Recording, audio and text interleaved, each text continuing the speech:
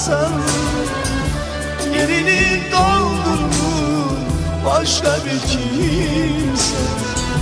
Eşit halayımı dostum kardasan, yüreğim doludur sığmayır köksen. Sen bana gereksen dostum kardasan, yerini doldurur başka bir kimse. Eşit halayımı al gel kardasan.